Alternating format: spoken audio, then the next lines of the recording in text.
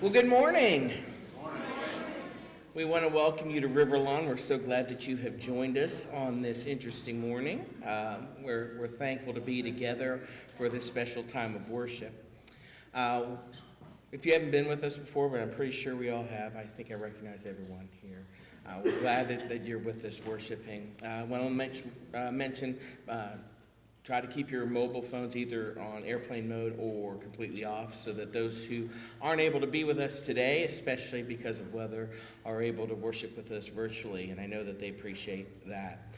This is a very special Sunday where we have our Sounds of the Season music program, and I want to say a big, huge thank you to all those who have put in the time and energy and are offering their giftedness with us this morning for that.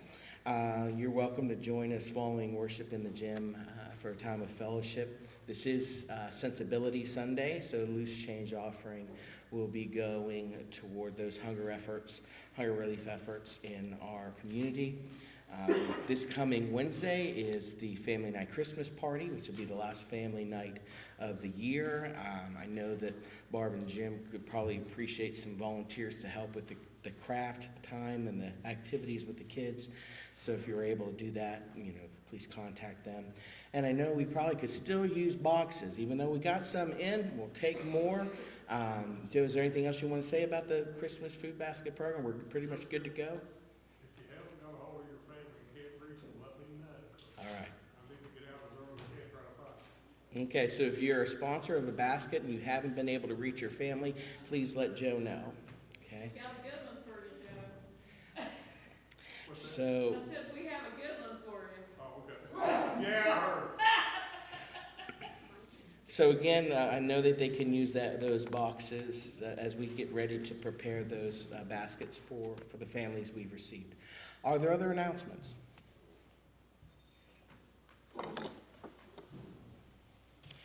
All right, well, let us prepare our hearts for worship.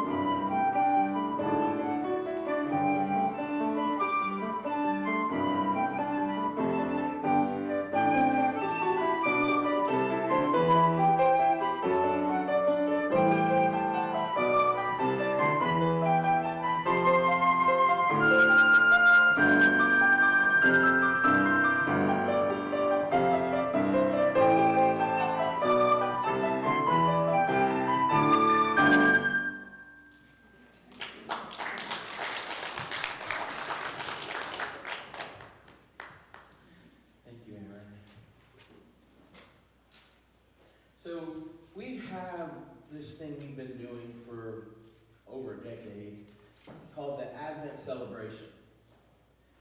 And we may be kind of used to it, where it's a tradition and we're familiar. Certain things we hear this time of year, and it sounds like, yep, I remember that. But have we really considered why we do it? Its significance. You know, we may think, well, are we just talking about feelings, these expressions? And so far, we've looked at the significance of hope and of peace. And now we come to the third week. Joy.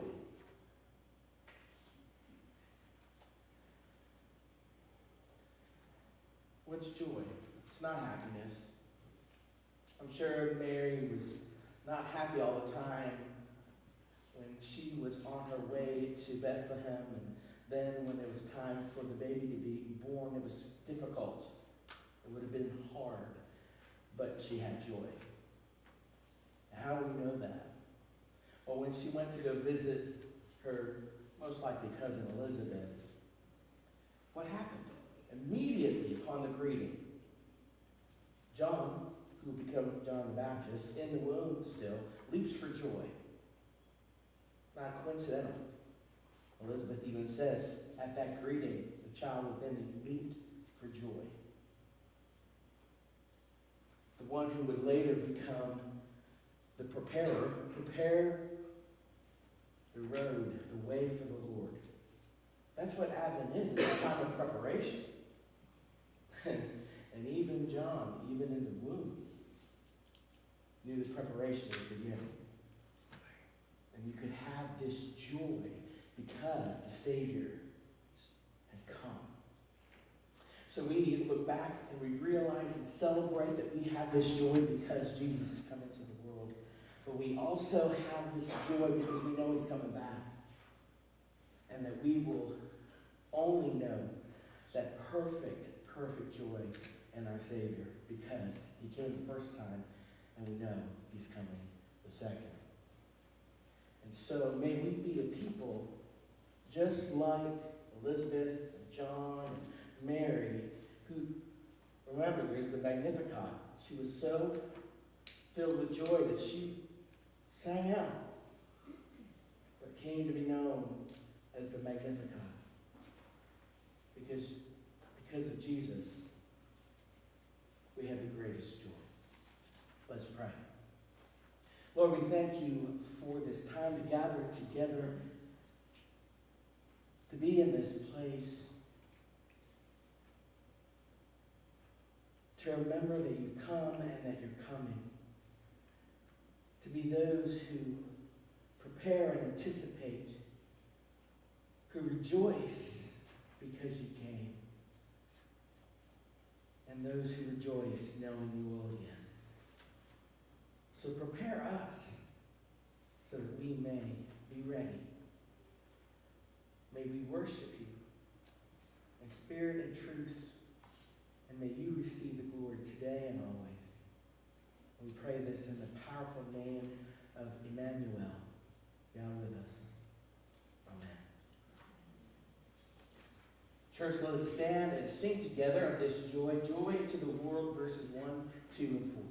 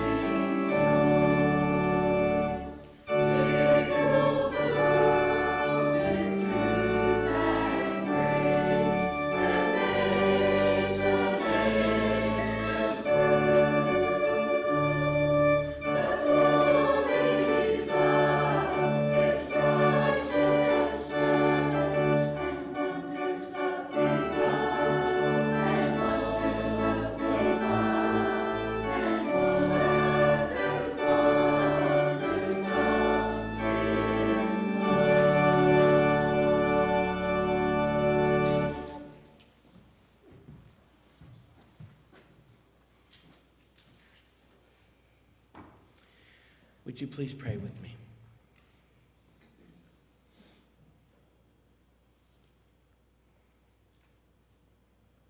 Lord, as we've gathered in this place, we come to once again recognize why you needed to come, why you were born,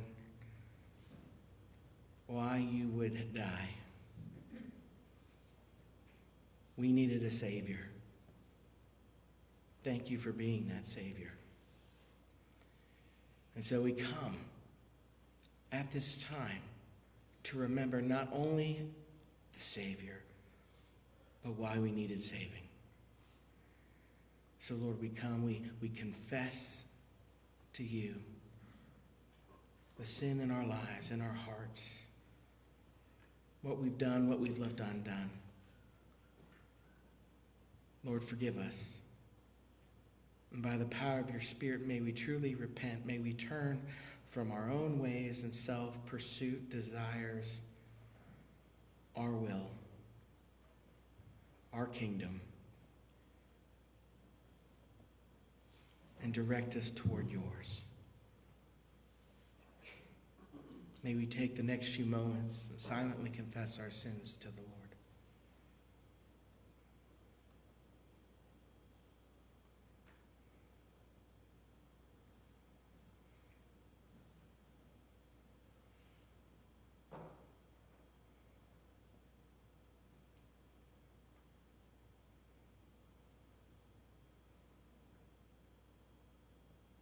We pray this in the name of Jesus. Amen. Amen. You know, often at this time of year, we think of the message of the angels to the shepherds. We hear those words, peace on earth, goodwill toward men. Peace on earth. It's not merely a peace between one another. It was a peace with God. That because Jesus came, we've been reconciled. We've been adopted. We are now his own. This is the peace that we have. Not only forgiveness through Jesus, but peace with the Father. And this is the good news of the gospel. Thanks be to God. You may be seated.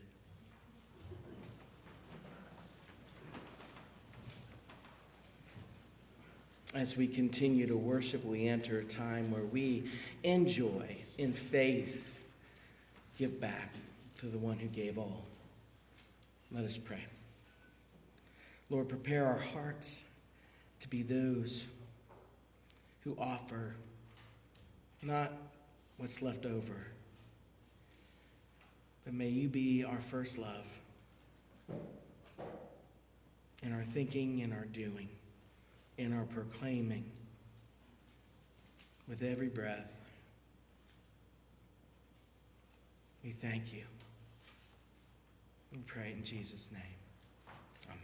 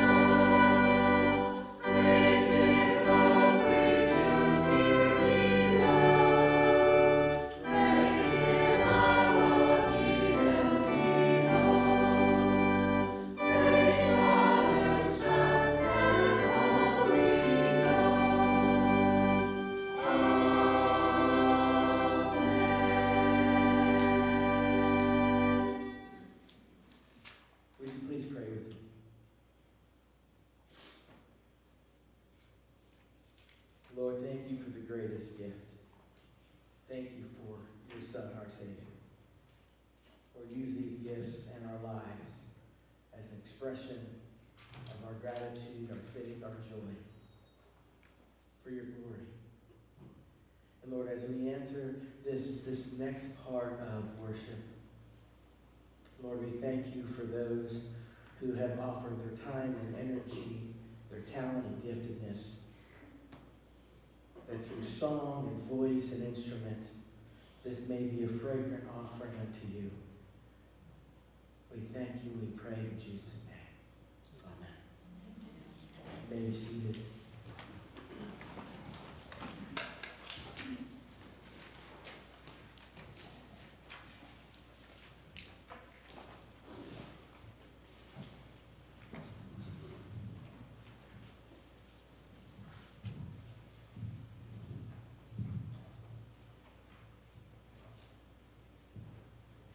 Longing, yearning, anticipating a better season, a more hopeful outcome, a brighter day. All of us have experienced those moments. For Israel, that new, brighter day could not arrive soon enough. With a history of bondage, years of war and uncertainty, they longed for the words of the prophets to become reality in their lifetime. That a Messiah would come to rescue them from the anguish and pain. The prophet Isaiah had foretold hundreds of years before the Messiah's arrival that a young maiden would give birth to a son and that he was to be called Emmanuel, God with us. Isaiah also tells us that a rose or a stem would shoot up from the stump of Jesse. This rose would bloom and come to dispel the darkness everywhere.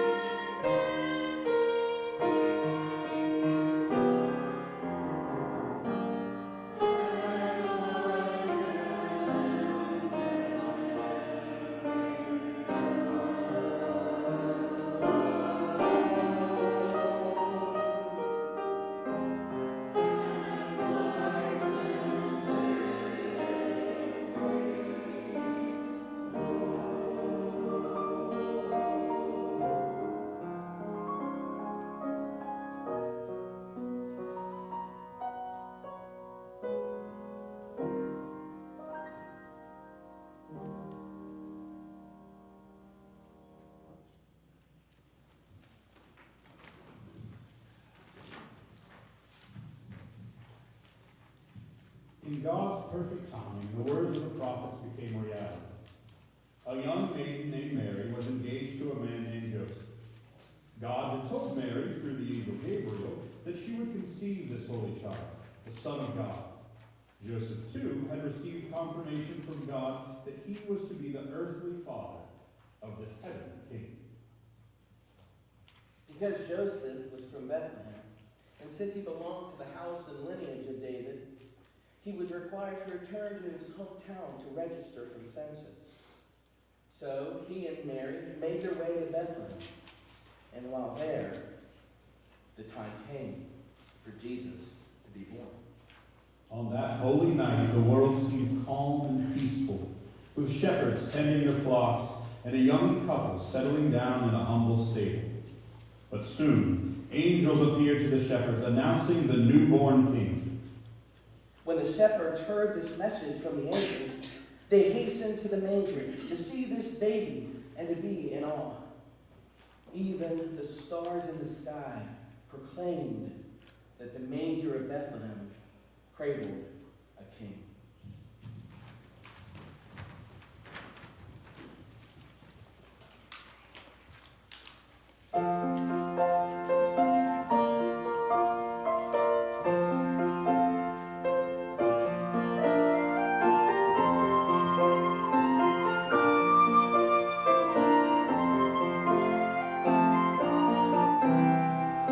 Gentle wind whispers through the treetops.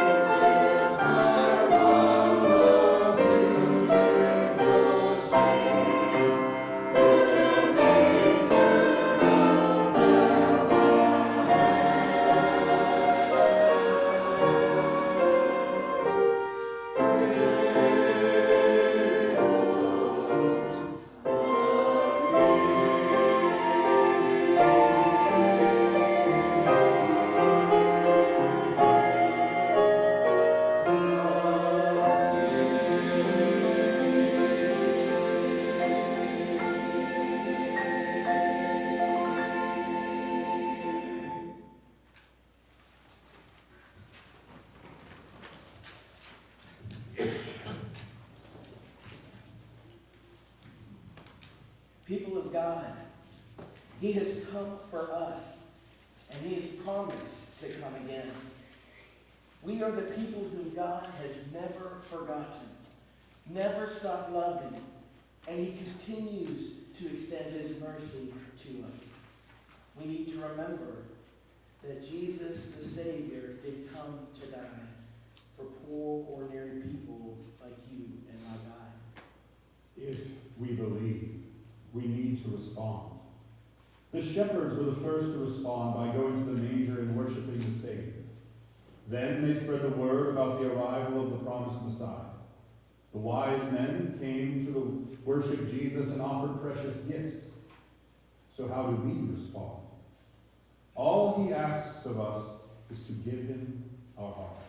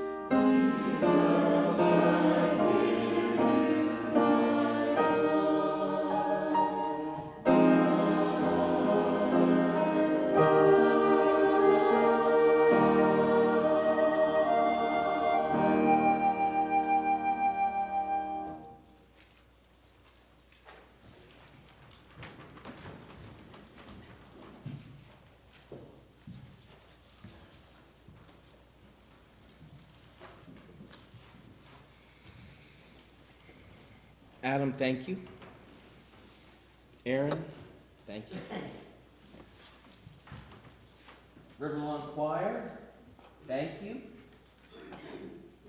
And Miss Pam Johnson, thank you.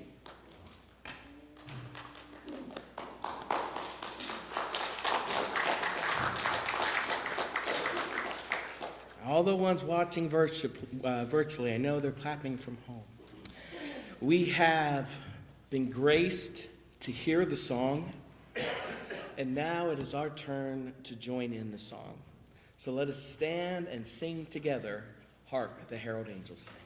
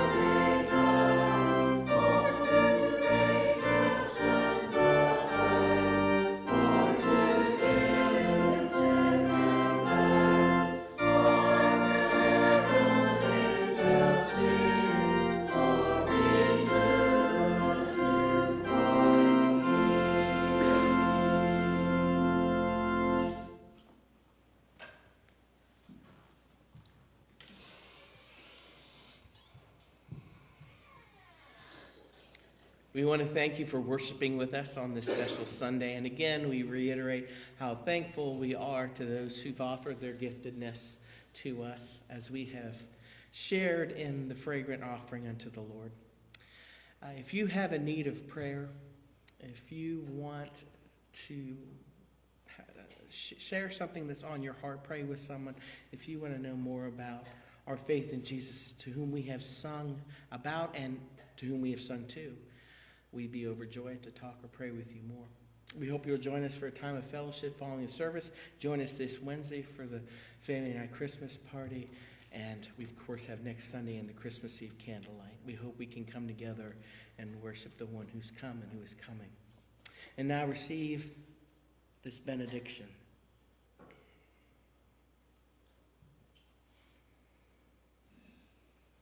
You've heard the song. It's not merely a song for this season. It is a song to share with the world. So sing it with your life. Share it with your life to all those who still haven't heard, who have yet to offer their voice in the song.